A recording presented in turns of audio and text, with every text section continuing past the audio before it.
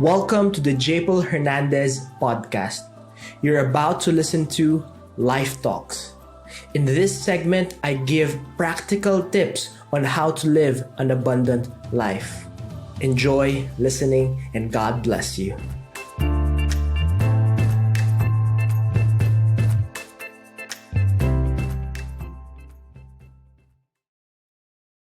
People don't use their gifts because they believe that they're not gifted. People think that their skills, their talents, their natural tendencies are ugly, and they are jealous of other people thinking that their gifts are better than theirs. For example, you feel bad because you have short legs and you're not a model, and the model who has long legs. That's their one of their gifts. And for you as a short-legged person, it might be your gift is in writing or accounting or in caring for people. So I'm not saying that their gift is better than yours or your gift is better than theirs. What I'm saying is that when you were made in your mother's womb, God already placed and inserted and hand woven the exact gifts that are perfectly perfect for you.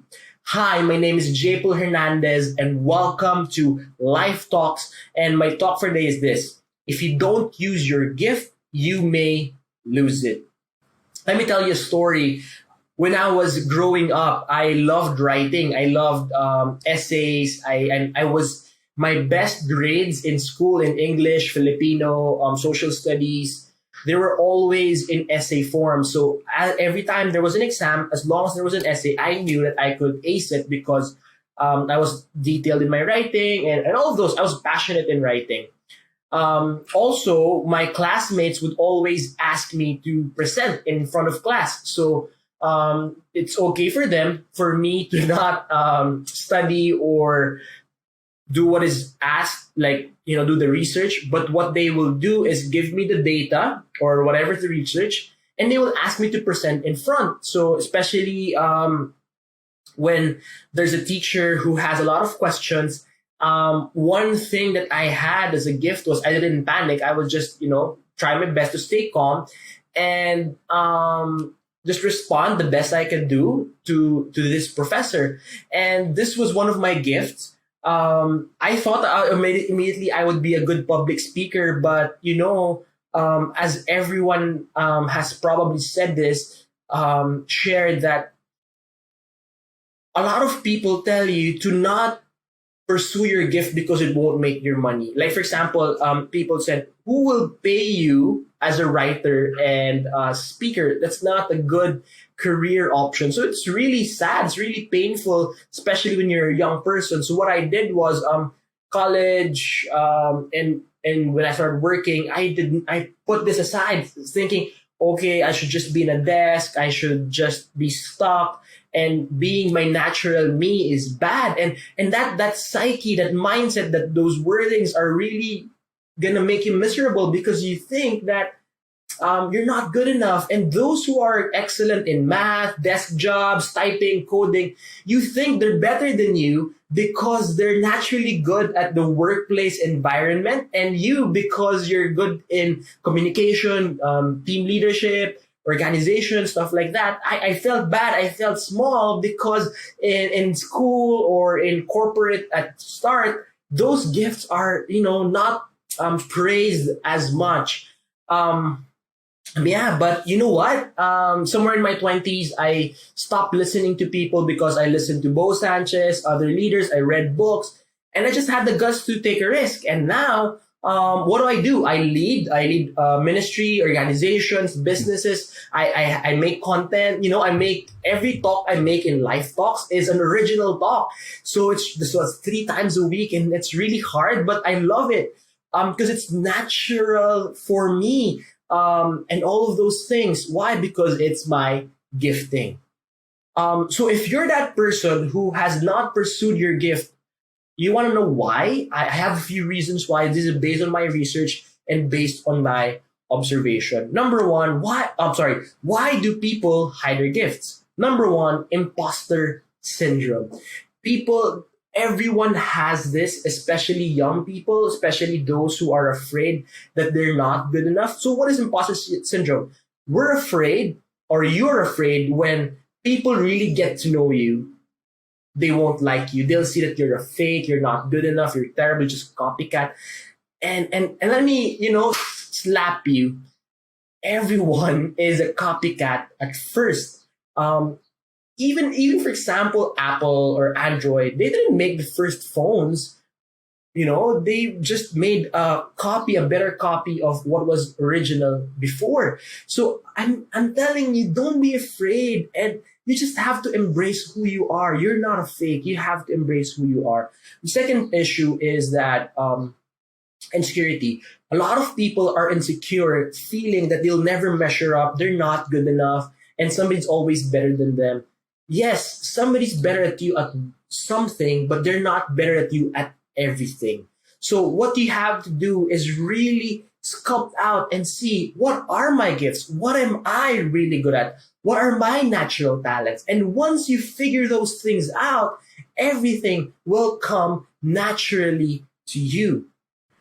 Third thing, I find this in Asian culture, especially Filipino. I'm not sure about the Western world, but we live in a shame-based culture. Like, for example, crab mentality, those who get up will be pulled down. If you are a nail that's sticking out, you will be hammered. In the Philippines, for example, I hear this gnarly or irritating comments like, huh? Ganda ka? Or like, are you beautiful? You think you're beautiful? Like, we hate it when our elders or some people hate it when we, for example, stick out. We fit out. Or for example, you're a girl. There are a lot of guys courting you. You know what? You think you're beautiful? We don't like somebody shining, and that's a shame-based culture. And you know what, dude, or lady, it's okay to fit out. And the only shame in life is if you don't pursue who you really are. If you don't pursue your gifts, your strength, your natural talents, that's the real shame in life. So please, I'm asking you with all my heart, be who you really are. Pursue your dreams, pursue your gifts, pursue your natural self. And if you do this, amazing things will happen in your life. Last and fourth thing is, we think we don't have any gifts. Said this in the intro, and I just want to repeat it. A lot of people think that they're not gifted. A lot of people think that they don't have talents, and I want to tell you that is not true. Even shopping, I believe, is a talent. For example, you're a good shopper. You can be good in purchasing and all of those things. So it is still a gift. Everything is a gift as long as you embrace it.